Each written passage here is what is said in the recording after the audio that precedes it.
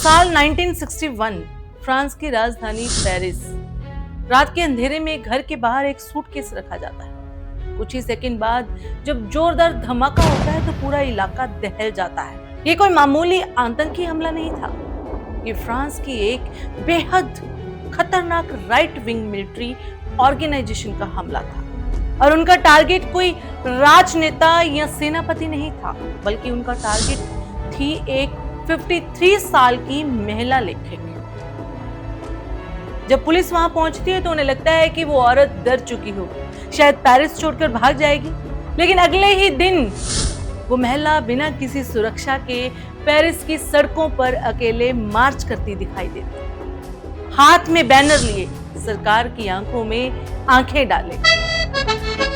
इतिहास ने अक्सर इस औरत को सिर्फ एक नाम के पीछे छिपाने की कोशिश की, जीन पॉल सार्त्र की पार्टनर। लेकिन सच तो यह है कि जब सार्त्र जैसे बड़े बड़े दार्शनिक सिर्फ कमरे में बैठकर आजादी पर किताबें लिख रहे थे, तब ये औरत बंदूक की गोलियों और बमों के बीच खड़े होकर उस आजादी को जी रही थी। आज हम कहानी जानेंगे सिमोन द बोअर की, वो औरत जिसने दुनिया को बताया कि आप पैदा कैसे भी हुए हो, खुद को बनाना आपके अपने हाथ में होता है।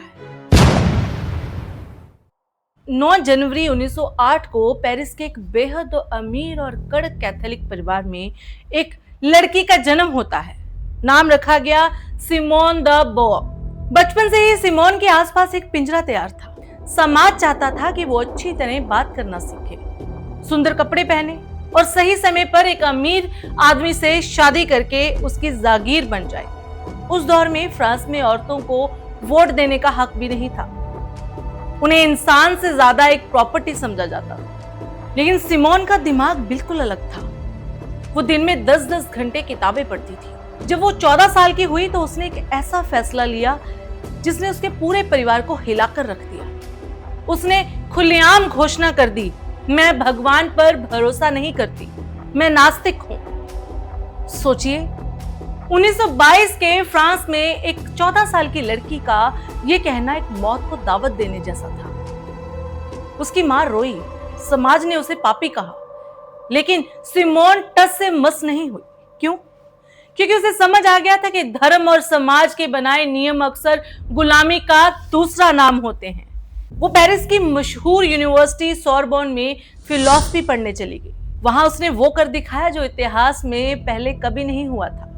फ्रांस की सबसे कठिन परीक्षा एग्रीगेशन में वो पूरी यूनिवर्सिटी में दूसरे नंबर पर आई। और जानते हैं कि पहले नंबर पर कौन था?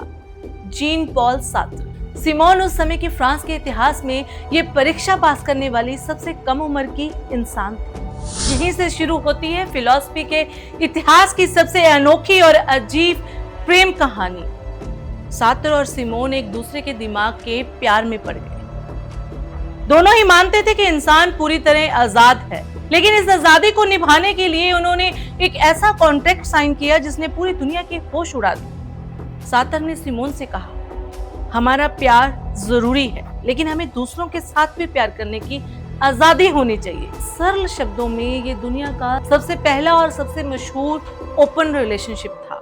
उन्होंने तय किया कि वो कभी शादी नहीं करेंगे, कभी एक ही घर में साथ नहीं रहेंगे, वो एक दूसरे से कभी झूठ नहीं बोलेंगे और अपने दूसरे अफेयर्स के बारे में एक दूसरे को बताएंगे। दुनिया के लिए ये एक अयाशी थी, लेकिन सिमोन के लिए ये एक फिलॉसफिकल एक्सपेरिमेंट था। वो देखना चाहती थी कि क्या दो इंसान बिना एक दूसरे को मालिक और गुलाम बनाए, बिना शादी की बेड़ियों में बंधे, जिंदगी भर वफादार रह सकते हैं। और ताजुब की बात देखिए, ये रिश्ता किसी शादी से ज्यादा मजबूत निकला। दोनों अपनी आखिरी सांस तक साथ रहे, लेकिन अपनी शर्तों पर। अब आते हैं उस जबरदस्त किस्से पर जिसने सिमोन को सिर्फ एक राइटर से इंटरनेशनल रेवोल्यूशनरी बना दिया। 1950 और 60 के दशक में फ्रांस ने अल्जीरिया पर कब्जा कर रखा था। अल्जीरिया के लोग अपनी आजादी के लिए लड़ रहे थे और फ्रांसीसी सेना वहां के लोगों पर, खासकर औरतों पर अमानवीय अत्याचार कर रही थी। फ्रांस का पूरा मीडिया, वहां की सरकार और वहां की जनता इस राष्ट्रवाद के नशे में अंधी हो चुकी थी। जो कोई भी अल्जीरिया का समर्थन करता उसे देशद्रोही घोषित कर दिया जाता। उसी दौरान एक 22 साल की अल्जीरियाई लड़की जमीला बुबचा को फ्रांसीसी सेना गिरफ्तार कर लेती है। उस पर बम लगाने का आरोप था। जेल के अंदर फ्रांसीसी सैनिकों ने उस लड़की के साथ वो दरिंदगी की जिसे शब्दों में बयान नहीं किया जा सकता। उसे बिजली के झटके दिए गए और उसका बुरी तरह मानसिक और शारीरिक शोषण किया गया।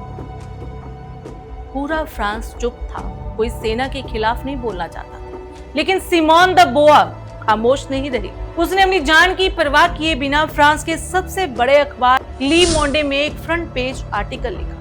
उसने सीधे फ्रांस की सेना को बलात्कारी और जल्लाद कह दिया। इस आर्टिकल के आते ही फ्रांस में भूचाल आ गया।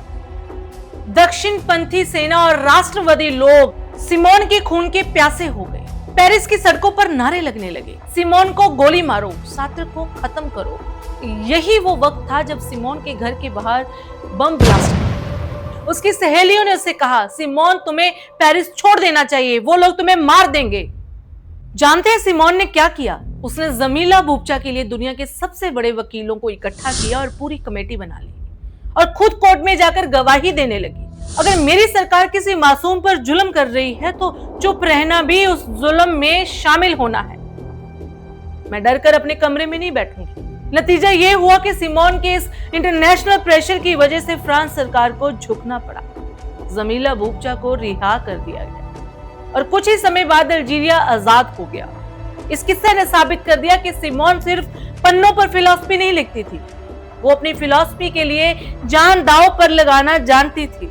इस खतरनाक जिंदगी के बीच सिमोन ने 1949 में एक किताब लिखी थी जिसने आधुनिक दुनिया की नींव हिला दी, द सेकंड सेक्स। इस किताब को पाप की किताब कहकर बैन कर दिया गया। इस किताब में सिमोन ने एक कमाल का कंसेप्ट दिया जिसे आज हर क्रिएटर और थिंकर को समझना चाहिए। वो कंसेप्ट था द अदर। सिमोन ने कहा कि दुनिया ने इतिहास को इस तरह लिखा जहां पुरुष को डिफॉल्ट मान लिया गया, वो एब्सोल्यूट है, यानी वही असली इंसान है, और औरत क्या है? वो सिर्फ पुरुष के संदर्भ में परिभाषित होती है।